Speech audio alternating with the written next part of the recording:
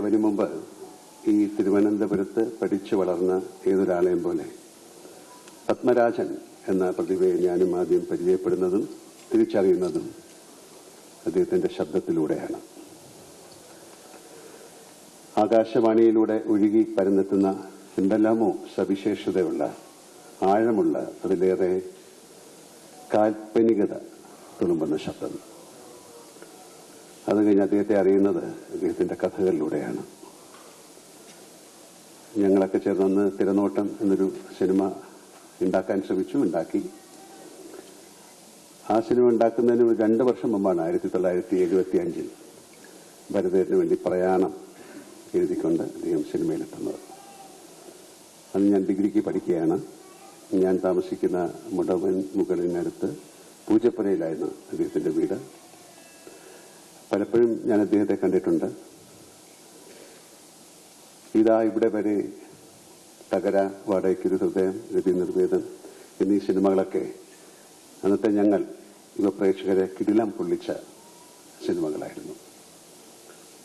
അന്നൊന്നും സ്വപ്നത്തിൽ പോലും കരുതിയിരുന്നില്ല അദ്ദേഹത്തിന്റെ സംവിധാനത്തിൽ അഭിനയിക്കാൻ സാധിക്കുമെന്ന്. ദൈവാധീനം കൊണ്ട് 1 അല്ല 5 ചിത്രങ്ങളിൽ എനിക്ക് അഭിനയിക്കാനായി.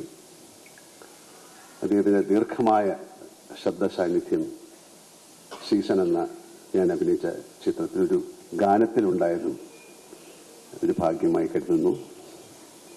പോയി വരൂ എന്നുള്ള ഗാനത്തിന് അദ്ദേഹത്തിന്റെ ശബ്ദമായിരുന്നു ഏറ്റവും കൂടുതൽ മുഴങ്ങിയിരുന്നത്. ഇളയരാജയാണ് ആ ഗാനം ചിട്ടപ്പെടുത്തിയത്. 1986 അദ്ദേഹം സംവിധാനം ചെയ്ത 2 ചിത്രങ്ങളിലൂടെയാണ് ഞങ്ങളുടെ സിനിമ ബന്ധം തുടങ്ങുന്നത്. ദേശാടന കിളി കരയാറില്ല, അതുപോലെ നമുക്ക് പാർക്കാൻ മുന്തിരിത്തോപ്പുകൾ. വിജയകൃഷ്ണൻ സാറ് പറഞ്ഞതുപോലെ ഇന്നത്തെ ചെറുപ്പക്കാർ പോലും ഗൃഹാതുരത്വത്തോടെ കൊണ്ടാടുന്ന സാമൂഹ്യ മാധ്യമങ്ങളും പിൽക്കാലത്തെ ചില സിനിമകൾ പോലും ആഘോഷിച്ച തൂവാനത്തുമ്പികൾ പോലുള്ള സിനിമകൾ അതിറങ്ങിയ കാലത്തേക്കാൾ ഇപ്പോൾ ചർച്ച ചെയ്യപ്പെടുന്നുവെങ്കിൽ, സ്വീകരിക്കപ്പെടുന്നുവെങ്കിൽ അതാണ് ആ മഹാപ്രതിഭയ്ക്ക് കാലം കാത്തു സൂക്ഷിച്ച, നിങ്ങൾ കാത്തുവെച്ച ദക്ഷിണ.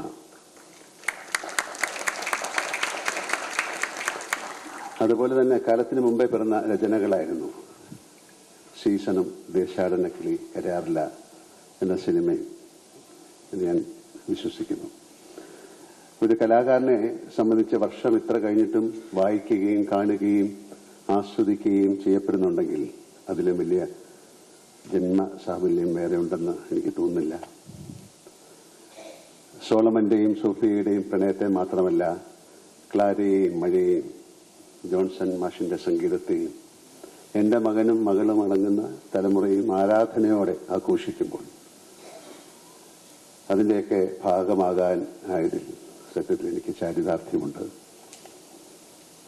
പത്മരാജനെ പോലെ ഒരാളുടെ സംവിധാനത്തിൽ ഭരത് ഗോപിച്ചേട്ടനെ പോലെ, നെടുമുടി വേണുചേട്ടനെ പോലെ, കവിയൂർ പൊന്നമ്മ ചേച്ചിയെ പോലെ, അമ്പിളിച്ചേട്ടനെ പോലെ മഹാപ്രതിഭകൾക്കൊപ്പം അഭിനയിക്കാൻ സാധിച്ചതിൽ, സഹകരിക്കാൻ സാധിച്ചതിൽ അതൊരു ഗുരുത്വമായിട്ട് കണക്കാക്കുന്ന ആളാണ് ഞാൻ.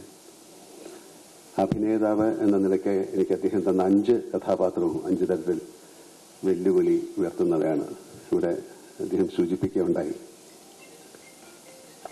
സീസണിൽ മുഖ്യധാരയിലെ അക്കാലത്തെ എന്റെ പ്രതിനായക വേഷങ്ങളിൽ നിന്ന് വിഭിന്നമായ ഒരു പ്രതിനായകനെ അവതരിപ്പിക്കേണ്ടി വന്നു. അതുപോലെ ദേശാടനക്കിളിയിലാവട്ടെ അന്ന് നിഷിദ്ധമായിരുന്ന ഒരു ഇതിവൃത്യമാണ് അദ്ദേഹം സ്വീകരിച്ചത്. ആ കഥാപാത്രത്തിന്റെ ആത്മസംഘർഷം ഉൾക്കൊള്ളുക ബുദ്ധിമുട്ട് തന്നെയായിരുന്നു. അതിലും അണ്ടർ റേറ്റായി എനിക്ക് അനുഭവപ്പെട്ടൊരു സിനിമയാണ് കരിയിലക്കാറ്റ് പോലെ. മലയാളത്തിൽ ഇന്നോളം ഇറങ്ങിയ മൾട്ടി സ്റ്റാർ സിനിമകളിൽ വെച്ച് ഏറ്റവും അണ്ടർ റേറ്റഡായ ഒരു സിനിമയായിരുന്നു. പക്ഷെ അഭിനേതാവ് എന്ന നിലയ്ക്ക് സംതൃപ്തി എന്ന വേഷവുമായിരുന്നു. എനിക്ക് ലഭിച്ച മികച്ച പോലീസ് വേഷങ്ങളിൽ ഒന്നായിട്ടാണ് ഞാൻ കരിയിലക്കാറ്റ് പോലെ എന്ന സിനിമയെ കാണുന്നത്. നമുക്ക് പാർക്കാൻ മുന്തിരിത്തോപ്പുകളും തൂവാനത്തുമ്പികളും മറ്റും നിർമ്മിക്കുമ്പോൾ എനിക്ക് ഓർമ്മയുണ്ട്, പപ്പൻ എന്ന് വിളിക്കുന്ന അനന്തപത്മനാഭനും മാധവക്കുട്ടിയും ഒക്കെ കുട്ടികളാണ്. അവരുമായും രാധാലക്ഷ്മി ചേച്ചിയുമായും കുടുംബപരമായും ഏറെ അടുപ്പമുണ്ട് എനിക്ക്. എൻ്റെ അമ്മയ്ക്ക് രാധാലക്ഷ്മി ചേച്ചി വലിയ കാര്യമാണ്. എന്നെ സംബന്ധിച്ച് ഈ നിമിഷം കൃതാർത്ഥതയാണ്.